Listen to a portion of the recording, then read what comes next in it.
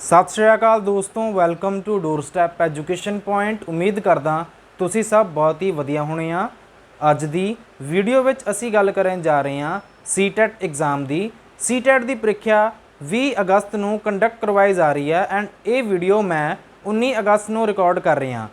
ਤੁਹਾਨੂੰ ਕਿਹੜੀਆਂ ਗੱਲਾਂ ਦਾ ਧਿਆਨ ਰੱਖਣਾ ਪੈਣਾ ਹੈ ਜੇਕਰ ਤੁਸੀਂ ਸੀਟੈਟ ਦੀ ਪ੍ਰੀਖਿਆ ਦੇਣ ਜਾ ਰਹੇ ਹੋ, ਸਾਰੀਆਂ ਗੱਲਾਂ ਦੀ ਡਿਸਕਸ਼ਨ ਆਪਾਂ ਇਸ ਵੀਡੀਓ ਵਿੱਚ ਕਰਨ ਜਾ ਰਹੇ ਹਾਂ। ਸੋ ਵੀਡੀਓ ਨੂੰ ਸ਼ੁਰੂ ਕਰਨ ਤੋਂ ਪਹਿਲਾਂ ਚੈਨਲ ਨੂੰ ਸਬਸਕ੍ਰਾਈਬ ਕਰ ਦਿਓ ਐਂਡ ਵੀਡੀਓ ਨੂੰ ਲਾਈਕ ਕਰ ਦਿਓ। ਗੱਲ ਕਰ ਰਹੇ ਸੀ ਆਪਾਂ ਸੀਟੈਟ ਪ੍ਰੀਖਿਆ ਦੀ। ਸੀਟੈਟ ਪ੍ਰੀਖਿਆ पेपर 1 एंड पेपर 2 दो तरह की ਪ੍ਰੀਖਿਆ ਤੁਹਾਨੂੰ ਵੇਖਣ ਨੂੰ ਮਿਲਦੀ ਹੈ। ਪ੍ਰਾਇਮਰੀ ਟੀਚਰਸ ਜਿਹੜੇ ਬਣਨਾ ਚਾਹੁੰਦੇ ਨੇ ਉਹ पेपर 1 ਦਿੰਦੇ ਨੇ ਐਂਡ ਜਿਹੜੇ कह लो कि हाई स्कूल में पढ़ाना चाहते हैं या फिर 6वीं तो लैके 8वीं जमात के बच्चों पढ़ाने के लिए तो सीटैट 2 की जी ਪ੍ਰੀਖਿਆ है जी पास करनी पैंती है। एंड इस ਪ੍ਰੀਖਿਆ ਦੇ ਵਿੱਚ ਜਦੋਂ ਤੁਸੀਂ एग्जाम सेंटर पर जाना है ਤੁਹਾਨੂੰ ਕਿਹੜੀਆਂ ਚੀਜ਼ਾਂ लैके ਜਾਣੀਆਂ ਪੈਣਗੀਆਂ। सो ਉਹਦੇ ਵਿੱਚ सब तो पहला एडमिट कार्ड ਤੁਹਾਡਾ बहुत ज़्यादा जरूरी हैगा जी। एडमिट कार्ड ਦੇ ਨਾਲ ਤੁਹਾਡੇ ਕੋਲ कोई भी एक फोटो आईडी प्रूफ होना चाहिए है ਜਿਹੜਾ कि सरकार द्वारा जारी किया गया हो, जिमें कि ਤੁਹਾਡਾ पैन कार्ड हो सकता है, ਤੁਹਾਡਾ आधार कार्ड हो सकता है, ਤੁਹਾਡਾ वोटर आईडी कार्ड हो सकता है या फिर ਤੁਹਾਡਾ ड्राइविंग लाइसेंस भी हो सकता है। सो इन्हां 3-4 चीज़ों विचों कोई भी एक चीज़ होवे तो कह सकते हैं कि ਤੁਹਾਨੂੰ एंट्री मिल जाएगी। इस दे नाल ਤੁਹਾਡੇ ਕੋਲ एक ब्लू पेन या फिर ब्लैक पेन होना चाहिए है। सो तुसीं एक वधिया चलाउण ਜਿਹੜਾ ਵਧੀਆ ਚੱਲਦਾ ਹੋਵੇ ਪੈਨ ਲੈ ਜਿਓ, क्योंकि OMR शीट ਦੇ ਵਿੱਚ ਜਦੋਂ ਤੁਸੀਂ ਗੋਲੇ ਭਰੋਗੇ ਉਹਦੇ ਵਿੱਚ ਕੋਈ प्रॉब्लम ना आवे। घर तो कोई पुराना पेन लैके जाओ क्योंकि वो चलिया होगा, नवा पेन कई बार नहीं चलता होंदा सही तरीके नाल। सो ये गल सीगी पेन दी। एंड तुहाडी बॉडी डिहाइड्रेट ना होवे, गर्मी का समा हैगा एंड ज़्यादा पसीना आउण करके कई बार अपनी बॉडी डिहाइड्रेट हो जाती है, तुहानूं चक्कर आने शुरू हो जाएंगे। सो कोशिश करो एक ट्रांसपेरेंट जी वाटर बॉटल होंदी है तुसीं वो ले जा सकते हो। उत्थे उन्होंने एडमिट कार्ड के उत्ते भी मैंशन किया होया। एंड की तुसीं वॉच ले जा सकते हो क्योंकि ये जी सारी खेड हैगी है या फिर कह लो कि जो तुहाडा सीटैट का एग्जाम होना है, टाइम मैनेजमेंट बहुत ज़्यादा जरूरी हैगी है। सो की तुसीं रिस्ट वॉच लेके जा सकते हो? बिल्कुल नहीं। उत्थे उन्होंने मैंशन किया होया एडमिट कार्ड के उत्ते कि तुसीं वॉच नहीं ले जा सकते। सो तुसीं उन्होंने भाव यह कि जिथे तुसीं एग्जाम देण जा रहे हो उत्थे उन्होंने कह दिओ कि सानू वॉच का या फिर जी वॉल क्लॉक होंदी है उसका प्रबंध किया जाए। तुसीं कह सकते हो जेकर तुहाडी क्लास विच कह लो कि वॉच का क्लॉक का प्रबंध नहीं हैगा, तुसीं जिहड़े भी उत्थे होणगे चैक करते होणगे, मतलब जिहड़े एग्जामिनर होणगे, तुसीं उन्हां नूं कह दिओ कि हर अद्धे घंटे बाद सानू दसदे रहिओ। एंड वो तुहानूं मना नहीं कर सकते, तुहाडा हक हैगा जी, बिल्कुल तुसीं कह सकते हो। ये तो गल जनरल गल्लां सीगियां जिहड़ियां कि एंट्री टाइम कम आउणगियां। हुण आपां गल करते हैं कि तुसीं सीटैट की ਪ੍ਰੀਖਿਆ ਵਿੱਚ ਜਦੋਂ बैठ जाते हो तुहानूं किहड़ियां गल्लां दा ध्यान रखना पैना है।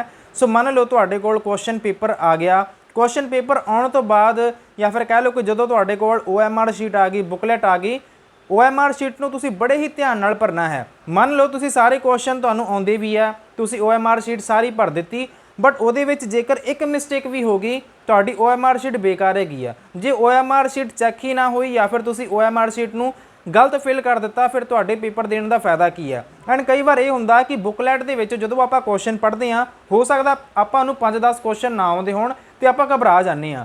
आपां घबरा जाने आ कि यार मैनूं तां पेपर ही नहीं आउंदा। उस घबराहट दे विच आपां जिहड़ा पेपर हुंदा गलत कर दिंदे आ या फिर अपना दिमाग काम करना बंद कर दिंदा आ। आपां उत्थे 5 मिनट सोचना शुरू कर दिंदे आ। सो ये काम तुसीं बिल्कुल नहीं करना। जेकर वो क्वेश्चन नहीं आउंदा उस क्वेश्चन नूं छड्डो एंड अगले क्वेश्चन ते ध्यान दो।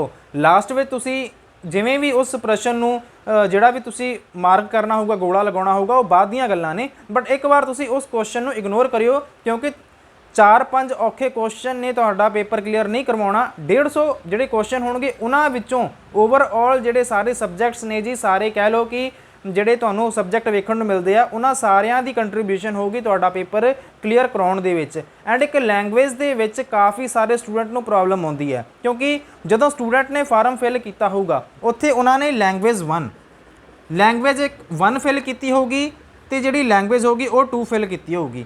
ਲੈਂਗੁਏਜ 1 ਦੇ ਵਿੱਚ ਆਪਾਂ ਮੰਨ ਲੈਂਦੇ ਆ ਕਿ ਉਹਨਾਂ ਨੇ ਪੰਜਾਬੀ ਲੈਂਗੁਏਜ ਫਿਲ ਕੀਤੀ ਹੈ ਤੇ ਦੂਸਰੀ ਲੈਂਗੁਏਜ ਵਿੱਚ ਮੰਨ ਲੈਂਦੇ ਆ ਉਹਨਾਂ ਨੇ ਹਿੰਦੀ ਜਾਂ ਫਿਰ इंग्लिश जी लैंग्वेज हैगी आ वो उन्होंने चूज़ की है।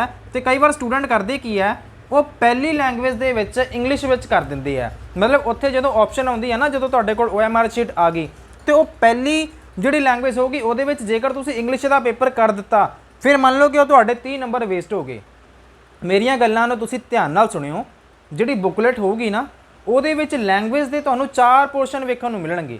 ਧਿਆਨ ਨਾਲ ਮੇਰੀਆਂ ਗੱਲਾਂ ਨੂੰ ਸੁਣਿਓ, ਜਿਹੜੇ ਕਿ ਸਟੂਡੈਂਟ ਪਹਿਲੀ ਵਾਰ ਪੇਪਰ ਦੇ ਰਿਹਾ, ਈਵਨ ਮਲਟੀਪਲ ਟਾਈਮਸ ਪੇਪਰ ਦੇਣ ਵਾਲੇ ਸਟੂਡੈਂਟ ਵੀ ਕਈ ਵਾਰ ਇਹਨਾਂ ਪੋਰਸ਼ਨ ਵਿੱਚ ਗਲਤੀ ਕਰ ਦਿੰਦੇ ਆ। ਐਂਡ ਤੁਹਾਨੂੰ ਇਹ ਕਿਵੇਂ ਪਤਾ ਲੱਗੂਗਾ ਕਿ ਲੈਂਗੁਏਜ 1 ਐਂਡ ਲੈਂਗੁਏਜ 2 ਆਪਾਂ ਕਿਵੇਂ ਭਰਿਆ ਹੋਇਆ? ਇਹ ਤੁਹਾਡੇ ਐਡਮਿਟ ਕਾਰਡ ਦੇ ਦਿੱਤਾ ਹੋਣਾ। ਐਡਮਿਟ ਕਾਰਡ ਨੂੰ ਵੇਖਦੇ ਹੋਏ ਹੀ ਤੁਸੀਂ OMR ਸ਼ੀਟ ਨੂੰ ਭਰਨਾ ਹੈ। ਮੰਨ ਲਓ ਉੱਥੇ ਪੰਜਾਬੀ ਜਿਹੜੀ ਲੈਂਗੁਏਜ ਹੈਗੀ ਆ, Punjabi language 1 and Punjabi language ਉੱਥੇ 2 ਹੋ ਸਕਦੀ ਹੈ, ਠੀਕ ਹੈ ਜੀ। ਸੋ ਤੁਸੀਂ 1 ਵਾਲਾ ਹੀ ਕਰਨਾ ਆ।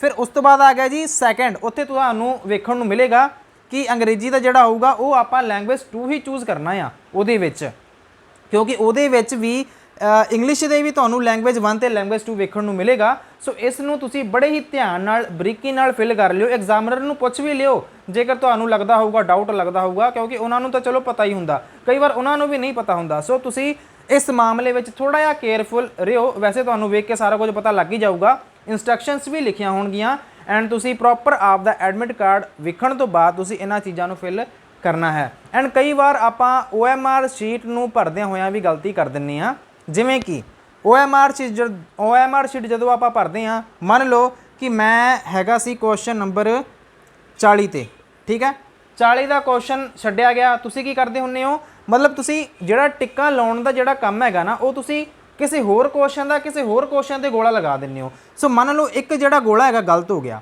ਉਹ ਸਾਰੀ ਲਾਈਨ ਦੇ ਸਾਰੇ ਗੋਲੇ ਜਿਹੜੇ ਹੈਗੇ ਆ ਗਲਤ ਹੋ ਜਾਣੇ ਆ। ਤੁਹਾਨੂੰ ਉਦੋਂ ਬਹੁਤ ਜ਼ਿਆਦਾ ਦੁੱਖ ਹੋਊਗਾ, ਕਿਉਂਕਿ ਜਦੋਂ ਤਾਂ ਆਪਾਂ ਨੂੰ ਪੇਪਰ ਨਾ ਆਉਂਦਾ ਹੋਵੇ ਫਿਰ ਤਾਂ ਤੁਸੀਂ ਪੇਪਰ ਚਲੋ ਨਹੀਂ ਆਉਂਦਾ ਹੁੰਦਾ ਤੇ ਤੁਸੀਂ ਚਲੋ ਤੁੱਕੇ ਹੀ ਲਾਉਣੇ ਹੁੰਦੇ ਆ, ਤੇ ਉਹ ਤਾਂ ਸਿਚੁਏਸ਼ਨ ਹੋਰ ਹੈਗੀ ਆ। ਉਦੋਂ ਤਾਂ ਚਲੋ ਕੋਈ ਦੁੱਖ ਨਹੀਂ ਹੋਣਾ ਕਿ ਚਲੋ ਸਾਡੀ ਮਿਹਨਤ ਵਿੱਚ ਕਮੀ ਹੀ ਰਹਿ ਗਈ ਹੋਣੀ ਆ। ਬਟ ਜਦੋਂ ਮੰਨ ਲਓ ਤੁਹਾਨੂੰ ਪੇਪਰ ਆਉਂਦਾ ਹੋਊਗਾ ਐਂਡ ਫਿਰ ਵੀ ਤੁਸੀਂ ਗੋਲੇ ਗਲਤ ਭਰ ਦੋਗੇ, ਫਿਰ ਤੁਹਾਨੂੰ ਬਹੁਤ ਜ਼ਿਆਦਾ ਦੁੱਖ ਹੋਣਾ ਆ। ਐਂਡ ਇੱਕ ਗੱਲ ਹੋਰ ਟਾਈਮ ਮੈਨੇਜਮੈਂਟ ਦੀ, ਕਿ ਕਈ ਵਾਰ ਆਪਾਂ ਨੂੰ ਪੇਪਰ ਆਉਂਦਾ ਹੋਇਆ ਵੀ ਆਪਾਂ ਕੀ ਕਰ ਦਿੰਦੇ ਆ, ਟਾਈਮ ਮੈਨੇਜਮੈਂਟ ਨਹੀਂ ਕਰ ਪਾਉਂਦੇ। ਮੰਨ ਲਓ ਤੁਸੀਂ 150 ਨੰਬਰ ਦਾ ਜਿਹੜਾ ਪੇਪਰ ਹੈਗਾ ਆ, 150 ਮਿੰਟ ਮਿਲਣੇ ਆ। 150 ਮਿੰਟ ਮਿਲਣ ਦੇ ਬਾਅਦ ਭਾਵ ਕਹਿ ਲਓ ਕਿ ਤੁਹਾਨੂੰ 2.5 ਘੰਟੇ ਜਿਹੜੇ ਮਿਲਣੇ ਆ, 1 ਮਿੰਟ ਲਈ ਇੱਕ ਕੁਐਸਚਨ, ਇੱਕ ਮਿੰਟ ਵਿੱਚ ਤੁਹਾਨੂੰ ਇੱਕ ਕੁਐਸਚਨ ਕਰਨਾ ਪੈਂਦਾ ਆ। ਸੋ 130 ਕੁਐਸਚਨ ਤੁਸੀਂ ਕਰ ਲਏ ਤੇ ਤੁਹਾਡੇ 120 ਕਹਿ ਲਓ ਕਿ ਜਿਹੜੇ ਮਿੰਟ ਹੈਗੇ ਆ, 2.5 ਘੰਟੇ ਨਿਕਲ ਗਏ। ਫਿਰ ਜਿਹੜੇ 20 ਕੁਐਸਚਨ ਰਹਿ ਗਏ, ਹੋ ਸਕਦਾ ਕਿ 20 ਦੇ 20 ਪ੍ਰਸ਼ਨ ਤੁਹਾਨੂੰ ਆਉਂਦੇ ਹੋਣ, ਫਿਰ ਉਦੋਂ ਬਹੁਤ ਜ਼ਿਆਦਾ ਦੁੱਖ ਹੋਊਗਾ। ਸੋ ਟਾਈਮ ਮੈਨੇਜਮੈਂਟ ਪ੍ਰੋਪਰ ਰੱਖਿਓ, ਟਾਈਮ ਵੇਖਦੇ ਰਹੋ, ਪਾਣੀ ਵੀ ਪੀਂਦੇ ਰਹੋ ਐਂਡ ਘਬਰਾਉਣ ਦੀ ਕੋਈ ਲੋੜ ਨਹੀਂ ਹੈਗੀ, ਕਿਉਂਕਿ ਬੜੀ ਬੇਸਿਕ ਜੀ ਪ੍ਰੀਖਿਆ ਹੁੰਦੀ ਆ। ਜੇਕਰ ਤੁਸੀਂ ਕੂਲ ਮਾਈਂਡ ਨਾਲ, ਰਿਲੈਕਸ ਮਾਈਂਡ ਨਾਲ ਪੇਪਰ ਦੇ ਕੇ ਆਉਂਦੇ ਹੋ ਤੇ ਮੈਂ ਗਾਰੰਟੀ ਦਿੰਦਾ ਵੀ ਤੁਹਾਡਾ ਪੇਪਰ ਬੜੇ ਹੀ ਆਰਾਮ ਨਾਲ ਕਲੀਅਰ ਹੋ ਸਕਦਾ ਹੈ। ਐਂਡ ਕਈ ਵਾਰ ਜਿਹੜਾ ਪੇਪਰ ਹੁੰਦਾ ਨਾ CTET ਦਾ, ਵੈਸੇ ਤੁਸੀਂ PSTET ਦਾ ਪੇਪਰ ਵੀ ਦਿੱਤਾ ਹੋਣਾ, PSTET ਦੇ ਵਿੱਚ ਸਟੈਟਿਕ ਚੀਜ਼ਾਂ ਕਾਫੀ ਵਾਰ ਪੁੱਛੀਆਂ ਜਾਂਦੀਆਂ ਨੇ, ਕਾਫੀ ਜ਼ਿਆਦਾ ਪੁੱਛੀਆਂ ਜਾਂਦੀਆਂ ਨੇ।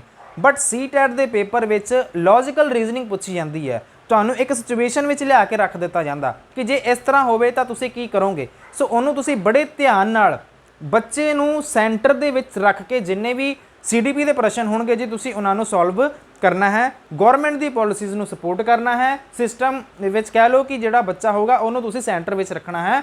ਮਤਲਬ ਆਪਾਂ ਸਕੂਲਾਂ ਵਿੱਚ ਵੀ ਪੜ੍ਹਾਉਂਦੇ ਆ, ਸਕੂਲਾਂ ਵਿੱਚ ਤਾਂ ਆਪਾਂ ਨੂੰ ਇਹ ਵੀ ਗੱਲ ਪਤਾ ਆ ਕਿ ਬੱਚਿਆਂ ਨੂੰ ਡਾਂਟਣਾ ਵੀ ਪੈਂਦਾ ਆ, ਉਹਨਾਂ ਨੂੰ ਥੋੜ੍ਹਾ ਬਹੁਤ ਕਹਿ ਲਓ ਕਿ ਕੁੱਟਣਾ ਵੀ ਪੈ ਜਾਂਦਾ, ਕਦੇ ਕਦਾਏ ਦੀ ਮੈਂ ਗੱਲ ਕਰ ਰਿਹਾ। ਬਟ ਆਪਾਂ ਰੀਅਲ ਲਾਈਫ ਦੇ ਵਿੱਚ ਜਦੋਂ ਵੀ ਇਸ ਤਰ੍ਹਾਂ ਦੀਆਂ ਗੱਲਾਂ ਆਉਂਦੀਆਂ ਨੇ, ਰੀਅਲ ਲਾਈਫ ਨੂੰ ਤੁਸੀਂ ਕਦੇ ਵੀ ਪੈਨ ਪੇਪਰ ਮੋਡ ਵਿੱਚ ਨਹੀਂ ਲੈ ਕੇ ਜਾਣਾ ਕਿ ਜਦੋਂ ਤੁਸੀਂ ਇਹ CTET ਦੀ ਪ੍ਰੀਖਿਆ ਦਿਓਗੇ ਉੱਥੇ ਤੁਸੀਂ ਥੋੜ੍ਹਾ ਜਿਹਾ ਹਟ ਕੇ ਚੱਲਣਾ ਆ।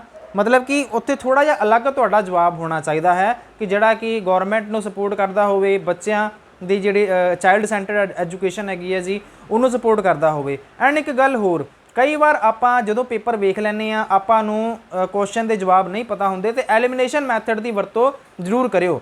ਜਿਵੇਂ ਕਿ ਮੰਨ ਲਓ ਕੋਈ ਕੁਐਸਚਨ ਹੈਗਾ ਸੀ, ਕੁਐਸਚਨ ਦੇ ਵਿੱਚ ਤੁਹਾਨੂੰ ਪਤਾ ਲੱਗ ਗਿਆ ਕਿ ਇਹਦੇ 4 ਜਿਹੜੇ ਆਪਸ਼ਨ ਹੈਗੇ ਆ, 2 ਤਾਂ ਹੋ ਨਹੀਂ ਸਕਦੇ, ਦੋਵਾਂ ਵਿੱਚ ਤੁਹਾਨੂੰ ਡਾਊਟ ਹੈ। ਸੋ ਪਹਿਲਾਂ ਜਿਹੜੇ ਗਲਤ ਹੋਣਗੇ ਨਾ ਤੁਸੀਂ ਉਹਨਾਂ ਨੂੰ ਕੱਟ ਹੀ ਦੇਣਾ ਆ। ਇਸ ਤਰੀਕੇ ਨਾਲ ਜੇ ਤੁਸੀਂ ਕੁਐਸਚਨ ਕਰੋਗੇ, ਤੁਹਾਡੇ ਜਿਹੜੇ ਕੁਐਸਚਨਸ ਸਹੀ ਹੋਣ ਦੇ ਜਿਹੜੇ ਚਾਂਸ ਨੇ ਜੀ ਉਹ ਕਾਫੀ ਜ਼ਿਆਦਾ ਵੱਧ ਜਾਣਗੇ। ਬਾਕੀ ਇੰਨੀ ਕੁ ਗੱਲ ਸੀਗੀ, ਮੈਨੂੰ ਨਹੀਂ ਲੱਗਦਾ ਮੈਂ ਕੋਈ ਗੱਲ ਛੱਡੀ ਹੋਊਗੀ। ਬਾਕੀ ਸਭ ਤੋਂ ਜ਼ਰੂਰੀ ਗੱਲ ਹੁੰਦੀ ਹੈ ਕਿ ਤੁਸੀਂ ਘਬਰਾਓ ਨਾ ਐਗਜ਼ਾਮ ਦੇ ਵਿੱਚ। ਕਈ ਵਾਰ ਹੋ ਸਕਦਾ ਅੱਜ ਰਾਤ ਨੂੰ ਵੀ ਕਾਫੀ ਸਾਰੇ ਸਟੂਡੈਂਟ ਨੂੰ ਨੀਂਦ ਨਾ ਆਵੇ, ਕਿਉਂਕਿ ਹੁਣ ਜਿੰਨੀ ਤਿਆਰੀ ਤੁਸੀਂ ਕਰਨੀ ਸੀਗੀ ਉਹ ਕਰ ਚੁੱਕੇ ਹੋ।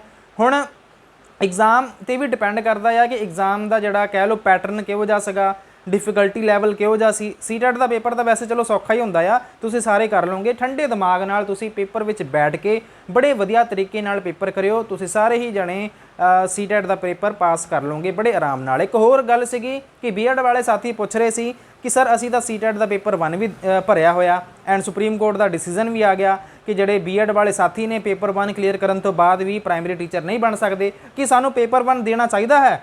ਬਿਲਕੁਲ ਦਿਓ। ਮੰਨ ਲਓ ਆਪਾਂ ਮੈਚ ਖੇਡ ਰਹੇ ਹਾਂ, ਆਪਾਂ ਮੈਚ ਖੇਡਦੇ ਖੇਡਦੇ ਕਈ ਵਾਰ ਆਪਾਂ ਕਹਿੰਦੇ ਆ ਨਾ ਕਿ ਟਰਾਈ ਬੋਲ ਕਰਾ, ਮਤਲਬ ਆਪਾਂ ਵੈਸੀ ਪ੍ਰੈਕਟਿਸ ਲਈ ਖੇਡਦੇ ਹਾਂ। ਉਹਨੂੰ ਕਹੋ ਕਿ ਠੀਕ ਹੈ ਵੀ ਇਹ ਟੈਸਟ ਮੈਚ ਹੈ, ਗੋਲੇ ਭਰਨ ਦੀ ਪ੍ਰੈਕਟਿਸ ਤਾਂ ਹੋਈ ਜਾਣੀ ਹੈ ਨਾ। ਐਂਡ ਕਈ ਵਾਰ ਪੇਪਰ 1 ਦੇ ਕੁਐਸਚਨ ਪੇਪਰ 2 ਵਿੱਚ ਰਿਪੀਟ ਹੁੰਦੇ ਆ।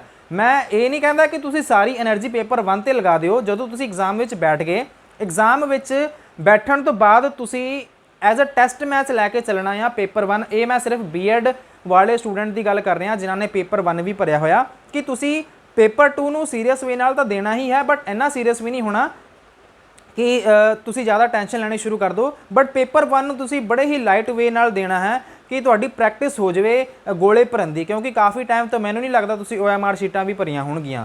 ਠੀਕ ਹੈ ਜੀ। ਸੋ ਇਹ ਇੱਕ ਛੋਟੀ ਜੀ ਵੀਡੀਓ ਸੀਗੀ, ਕੋਸ਼ਿਸ਼ ਮੇਰੇ ਵੱਲੋਂ ਕੀਤੀ ਗਈ ਹੈ ਕਿ ਜਿਹੜੇ ਸਾਥੀਆਂ ਨੂੰ ਐਗਜ਼ਾਮ ਫੋਬੀਆ ਹੈਗਾ ਜਾਂ ਫਿਰ ਘਬਰਾ ਰਹੇ ਆ ਕਿ ਕੱਲ੍ਹ ਦਾ ਪੇਪਰ ਕਿਹੋ ਜਿਹਾ ਹੋਊਗਾ, ਉਹਨਾਂ ਨੂੰ ਘਬਰਾਉਣ ਦੀ ਕੋਈ ਲੋੜ ਨਹੀਂ ਹੈਗੀ। ਐਂਡ ਜਿਹੜਾ ਸੀਟੈਟ ਦਾ ਪੇਪਰ ਹੈ ਸਾਲ ਵਿੱਚ 2 ਵਾਰ ਹੁੰਦਾ, ਸੋ ਬਿਲਕੁਲ ਨਾ ਸੋਚਿਆ ਕਰੋ ਜੇਕਰ ਮੇਰਾ ਪੇਪਰ ਨਾ ਕਲੀਅਰ ਹੋਇਆ ਤਾਂ ਫਿਰ ਕੀ ਹੋਊਗਾ। ਠੀਕ ਹੈ ਜੀ। ਸੋ ਮੌਕੇ ਤੁਹਾਡੇ ਕੋਲ ਅੱਗੇ ਵੀ ਹੈਗੇ ਆ। ਸੋ ਆਪਦਾ ਜਿਹੜਾ ਮਾਈਂਡ ਹੈਗਾ ਰਿਲੈਕਸ ਕਰੋ, ਰਾਤ ਨੂੰ ਵਧੀਆ ਨੀਂਦ ਆਪਦੀ ਜਿਹੜੀ ਹੈਗੀ ਹੈ ਜੀ ਪੂਰੀ ਕਰੋ।